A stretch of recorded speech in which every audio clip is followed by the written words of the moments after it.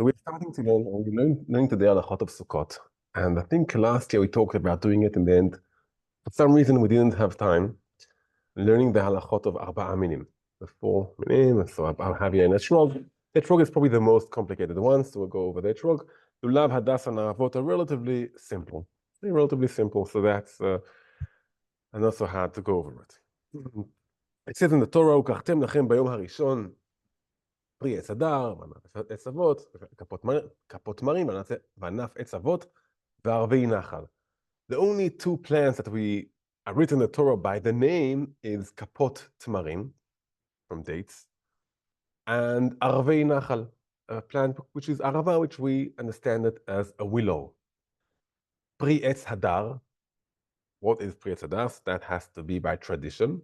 And anaf etz avot is also by tradition the hadas, and we'll go over them. So we know it's an etrog, and the lulav, and hadas, myrtle, and arava, the willow.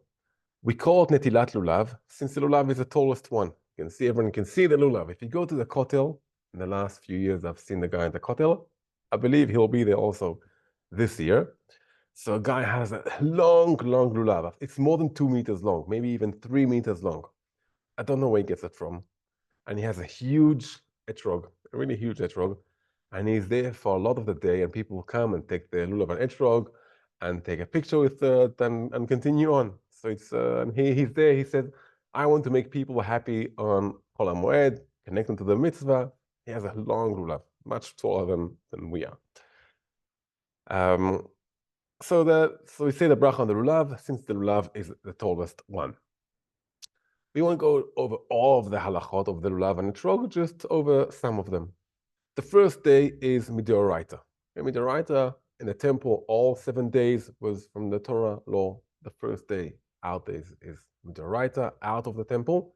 And our sages say that since the temple is destroyed and we don't have a temple and we want to remember the temple, the Beis HaMikdash, so we take the lulav all 7 days besides Shabbat.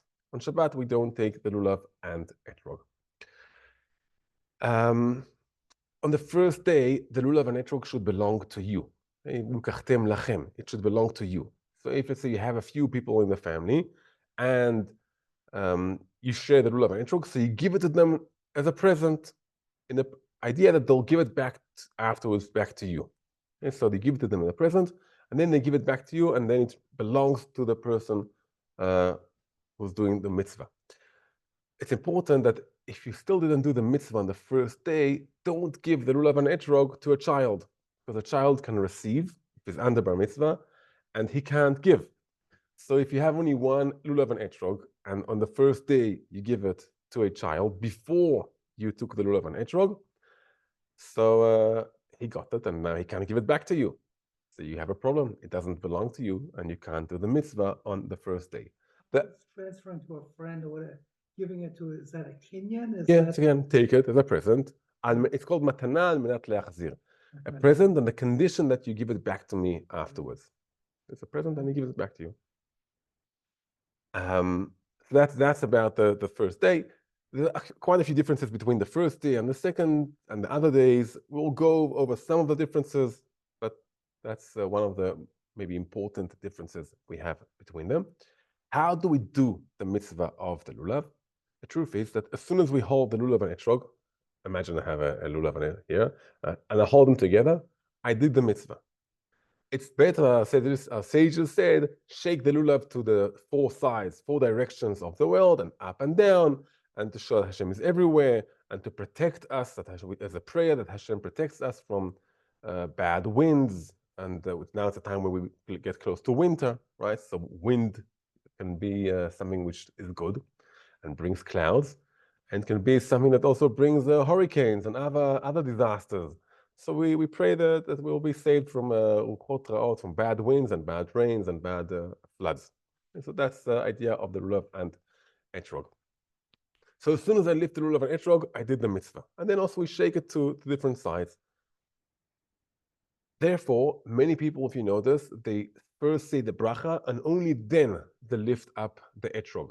And the reason for that is that the bracha we say before we do the mitzvah. Like everything besides Netilat Yadayim and a few other very small examples, we'll always say the bracha before the mitzvah, right? We put on tefillin.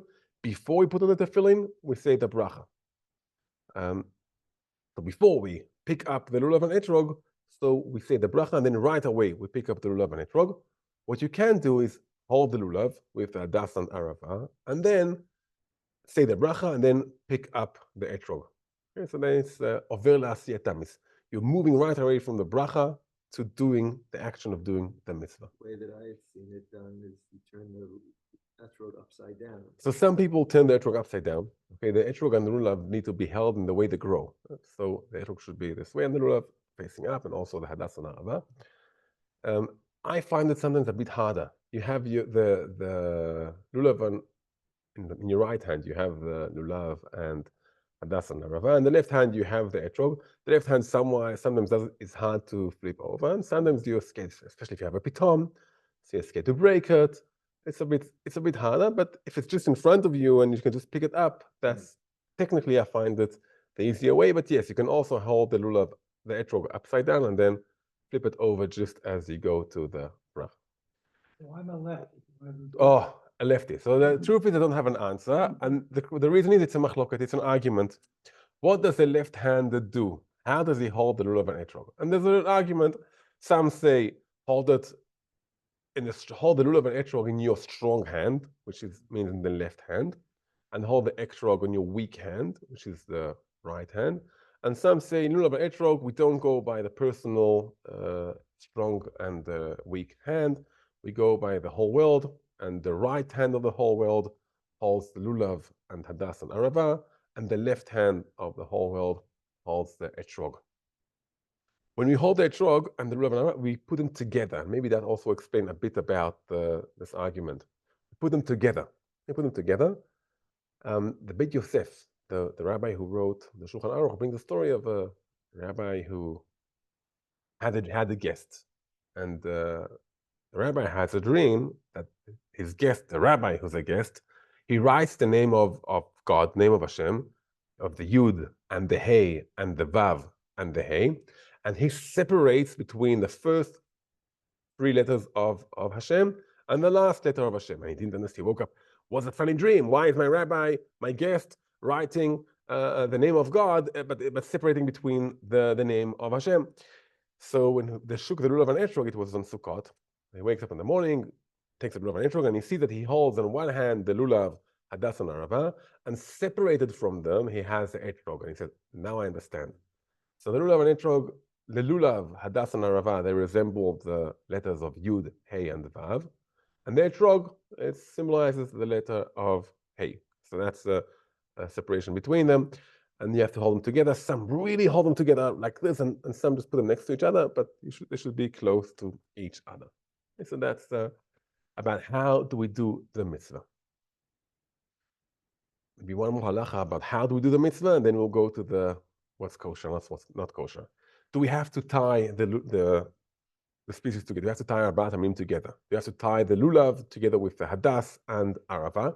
The custom is to do it, to have a kosher, those that thing from the leaves of the palm tree that tie it together. Some also do 3 knots on the lulav itself, also for it to look nice, and also from Kabbalistic ideas.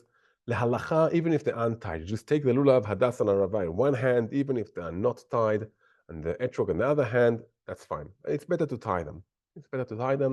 And do a nice knot. It's a mitzvah. We like our mitzvah to look nice, and we like to do it in the best way we can. So let's go over the halachot of what is kosher and what isn't kosher. And we'll leave the etrog to the end. And the reason is because the halachot for the rest of the things are relatively simple. Okay, they're relatively simple. And almost, I'm not saying it 100%, but almost 100%, if you go to a shop and go over the lulavim, and assume that the guy there selling the Arba Minim already looked through them, he took out the ones which weren't so good. So almost 100% you'll take a lulav, it will be kosher. Might not be the best lulav, but it will be kosher. And almost 100% if you take the hadassim after they're treated and they were cut down to the ground like they do, and they have the fertilizer, and after the guy in the shop already looked at them, almost 100% they'll be fine. They'll be kosher. And the same for the arava. Okay, the arava, no one takes such a care of them, but the arava has to have most of the leaves on it and make sure that the top of it isn't cut. And that's it. So most chances it's like that. Something with 3 leaves growing. That's the hadas. That's the 3 leaves, and I'll show you some a picture of, I think there's about 5 or 6 or 7 leaves in it. But so the natural hadas, I forgot to bring a hadas here on the way, has 2 leaves coming from it. But let's start from the arava. It's the easiest halachot. The arava is a willow that grows next to the kind that grows next to water, next to creeks, next to rivers. It's the kind. Even if we grow here in Ma'ale Adumim that kind of willow, although it's a desert and there's no rain here, it's kosher. It needs to be the kind that grows next to water. And the kind that grows next to water, it's the one that you find usually, that's the one that you'll be sold. But usually from the stem of it, the side facing towards the sun will be a bit red. So you have the green part, which is in the shade, and the part of the stem which faces the sun will be red. The edges of the leaf will be relatively smooth. Okay, they won't be 100% smooth, but they'll be relatively smooth. Whole species of aravos which have zegalach, which is crooked. Yeah, they're crooked and they aren't good. But they can be a bit crooked, but they'll be relatively smooth. And as I said, the stem will be reddish, at least the side which is towards the sun. It needs to have most of the leaves on it, of that the arava, and the leaves are more or less reaching each other. And the top of it shouldn't be cut. Okay, so that's the rules of the arava. Sometimes when you buy from someone, so the top of the arava will be cut, or if you don't take care of it, it'll be so dried up that it will break off. The leaves will really be dry. So you just need to make sure that they are relatively fresh. Keep them some clean water in the fridge. Each one has their own tricks of how to do it. But that's the rules of the arava are relatively simple. The minimum length of an arava is at least 3 tfachim. Okay, you can have a longer arava, but at least 3 tfachim. And look at how much it is, but at least 24 centimeters, at least 10 inches, at least. It's better to have 12 inches from the first leaf until the end of the stem. Okay, that's better to have 12 inches, but usually there are what you buy, especially the ones you buy in bags, I think already 15 inches long, I think.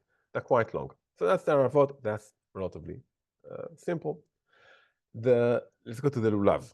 The lulav is also relatively simple, though you'll see people opening and checking. It's relatively rare to see pasul lulavim. You find, but it's relatively rare. The first thing, the lulav must grow on a palm tree. It says in the Torah, pri etz hadar bekapot tmarim, from the palm tree. And today, most of the lulavim in the shop will come from palm trees that grow, palm trees that grow dates. Palm tree that grows dates. In the past, it was a bit more common. I think today it's not so common to have what they call lulav canary. It's a very nice lulav. It looks very nice. It's a bit more flexible. It's a bit more yellowish. And the palm tree doesn't give dates. So that's a problem. That's a problem. But you don't find them in the market. Today, you don't find them in the market. So it needs to be from a palm tree that grows dates. Kapot tmarim. That's from the lulav. Many times you see lulav with brown leaves. That okay? It shouldn't be dry. It shouldn't be dry. If it has a few brown leaves outside of it, so just take the brown leaves off. If all of it is dry, that's a problem. Usually a lulav won't be dry. Usually. What might be dry, and that can be a problem, if it's the top of the lulav, that sometimes it gets sunburnt. Depending on how they grow it, that gets sometimes sunburnt, and that could actually be a problem in the lulav. But make sure the top of the lulav isn't dry. Okay? So that's for the lulav. The lulav shouldn't be crooked in a non-regular way. Okay, now lulavim that grow on a tree, usually they aren't 100% straight. Okay, and in plants you have them there. Sometimes they're more straight, sometimes they're a bit less straight. So if the lulav is a bit crooked, it's kosher. Now, obviously, we want a lulav which is 100% straight, and you look at it and see, wow, it's straight and the best thing. That's the hadar. It looks nice, but it doesn't need to be 100% straight. So when you take a lulav from the shop, you won't find those crooked lulavim. They'll take them out of the store beforehand, right? So if you take a lulav from the shop, it's straight. It's straight enough. Hadar, it should be nice, and we should have nice mitzvot. It should be straight as possible. But that's usually straight. People many times check the center leaf. I don't have here lulav. I still didn't get my arat aminim. Right. So it's all the leaves of the palm are like the two parts which are connected to each other on the back, right? So the leaf in the center shouldn't be split, okay? It shouldn't be split. Now, sometimes if it's split just a bit, it's fine. 1 centimeter, it's fine. As long as most of it isn't split, or at least a third of it isn't split, so 10 centimeters, that's still fine. So most of the lulavim you find in the market, they might be split a tiny bit, a centimeter or something, but they aren't split, they're still kosher. They aren't the nicest one, but they're still kosher. And so the lulav, it's relatively easy to find the kosher lulav. What you can do, if you're scared that the lulav will get wrecked during Sukkot, take a tiny bit of super glue. It's clear, no one will see it, and put a drop of super glue at the end of the tip of the lulav. And that way, even if it's a tiny bit split, it won't open anymore, and that's fine. That's about the center leaf. What should be the length of the lulav? The lulav is the longest from all of them. It should be 4 tfachim. The stem of it should be 4 tfachim. The stem, not just the leaf. From the first leaf until the last leaf, the stem should be 4 tfachim. About, how much is it in inches? About 40 centimeters, I think it's in inches, 14 inches, I think it is, more or less, I think. Yeah, so 40 centimeters, I think it's about 14 inches, this kind, 25, maybe 15 or 16 inches. Okay, so that's the lulav. So relatively, usually a lulav will be kosher. Usually, check it, but usually it's kosher. Many times the lulav will have like the cover when it's still young. It has like the clothes, like a brown skin on it, and that's fine. That's kosher. Some people like that one because they know that lulav is closed, 100% closed, never open. So some people like that. You do find different shapes of lulavim, that the leaves on the top are folded in, and it's not so common. Okay, so some of them people like it like that, some don't like it like that. But the common lulav you find in a shop, it's already someone went over it, so it usually will be kosher. The same for hadas. Hadas, when I was a child, we went to the market, and you had branches of hadassim, and you had to go through them. Today, people hardly sell them. They already sell them when they are checked. So they're mishulashim. It needs to be mishulashim birubam. Most of the hadas should be triangle. We'll explain the triangle in just a moment. And the minimum length of the hadas should be 30 centimeters, 3 tfachim, at 12 inches. So the top 12 inches should be mishulash. The bottom one always be mishulash, and that's fine. As long as you have the top 12 inches mishulash, that's fine. What is mishulash? So here, let's open a second, the picture I sent you in WhatsApp. And the regular hadas, where's the picture I have?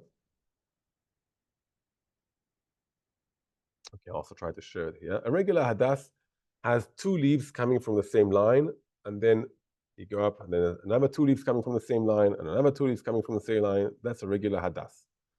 Hadas mishulash is a hadas that you have 3 leaves coming out from the same line. Okay, that's a hadas mishulash. 3 leaves coming out from the same line. The Gemara does mention a hadas with many leaves, 7 leaves coming out from the same line. 7 leaves. And I've never seen such a thing. I heard of someone who grows it, but I saw only once beforehand, a hadas with 7 leaves coming out from the same line. If you look carefully in the hadas I took a picture of here, and if you want to see here the picture, they were selling it here in the shop in the Pnei Shmuel as a non-kosher hadas. And you can see actually, it maybe, I didn't check it carefully, so I'm not going to say psak halacha, but you see first you have many leaves coming from more or less the same line. The same line, you have many leaves coming from the same line, more or less. And you probably have, they're probably coming from the same line.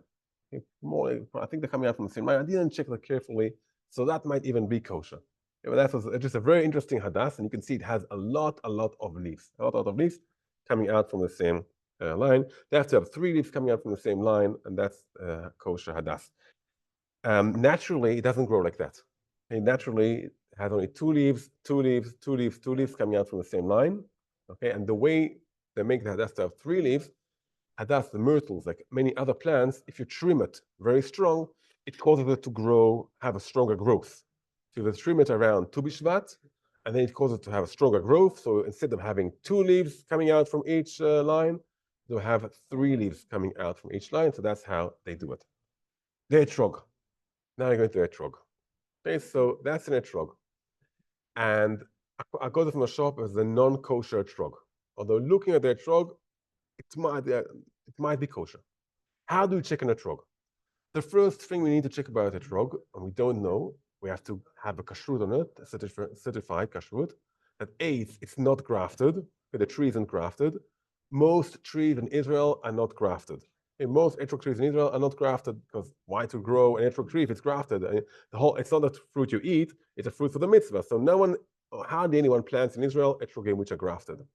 Out of Israel, especially if it's private, or someone without hashgacha, many of the etrogim are grafted on lemons or other trees, and you need to make sure the etrog isn't grafted. There's no way to look at an etrog and see if it's grafted or not grafted. Okay, this theoretically looks like a kosher etrog. Theoretically, it could be grafted.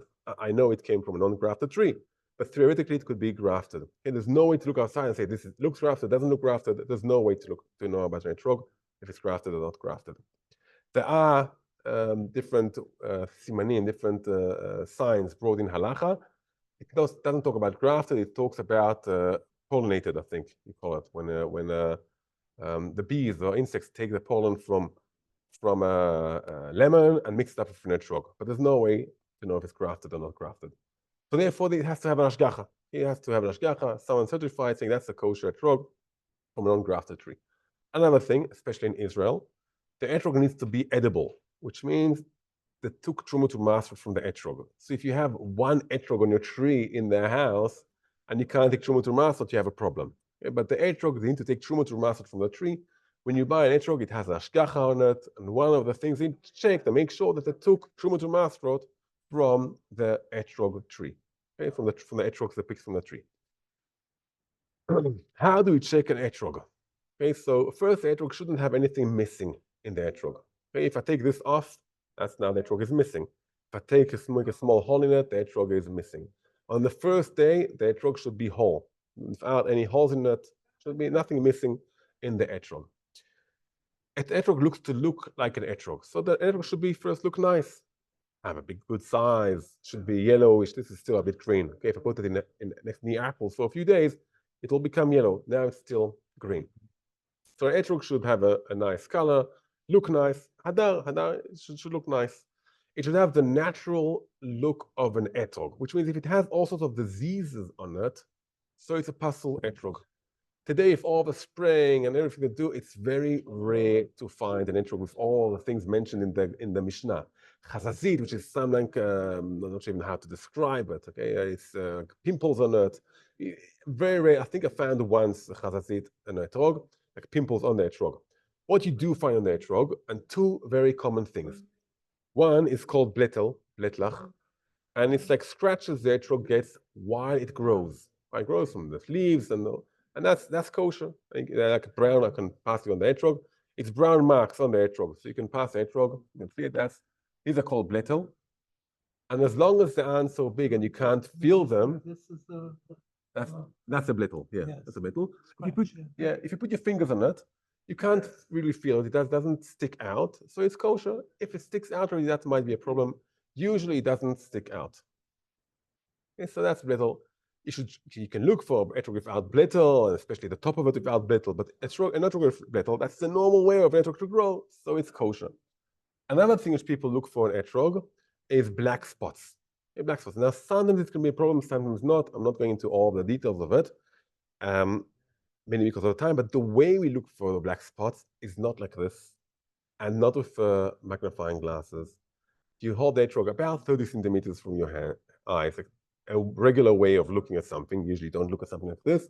That's more or less how you hold the etrog, and you turn it around without like trying to find. You just turn it around. See, I can't see any black spots here. That looks fine. If I might look closer, I might find black spots. I can actually find here a few black spots if I look close. But if I look like this, from this distance, I can't see them. So the etrog is kosher. Okay, the way you look at etrog is the regular way of looking at a fruit, and that's more or less a distance. Okay, so that's how you check an etrog. You can look at it closer and check it, but even if you find black spots from close, it's fine. A lot of the black spots, you can even take them off carefully. They aren't really part of the etrog. They are on the etrog. They aren't part of the etrog. You can take them off carefully. Where should you make sure that you don't have black spots, especially on the top part of the etrog, more or less the top third, where it starts to become thinner. And for sure, it shouldn't have any black spots here. One more halacha, because I can see the time is getting short. It's about the pitam. How do you call perot hadar in English? A citrus, okay? All the citrus trees have a pitam when they are young. A pitam is actually the flower. Okay? It's the center part of the flower. For most citrus trees, the pitam falls off when the fruit is very, very young. When it's still small, the pitam, the flower falls off. I've seen pomelos on a tree with a pitam on it. And with the etrogim, some etrogim have a pitam, and some etrogim don't have a pitam. Some of them fall when they grow, some don't fall when they grow. They can treat it sometimes so the pitam stays on. If the pitam fell off when the etrog is on the tree, great, it's kosher because that's the way of it growing. And the way you can see, it's already dry here around. I'll pass around. You can see here it's dry. It sticks in a bit, and you can see naturally the pitam fell off when it was on the tree, and it had time for the area here to dry and to come in a bit. You can pass it on. If the pitam falls off when after it was picked, and not in the regular way, after it was picked, so the pitam will usually be fat and like has some fruit in it. And when it breaks, you'll see that the part of the fruit is missing. And we already learned that at least on the first day, so in a etrog that is missing some of the fruit, so it's possible. So the pitam falls off, not in the natural way. Okay, it's a big pitam, it's a thick pitam. That pitam should stay on the etrog, but then for some reason it broke. So etrog is possible at least on the first day. I thought some etrog grow without a pitam. So all the citrus trees start with a pitam, but they fall usually off in the beginning, so they grow without a pitam. Okay, but I can see our time is. Okay, so that's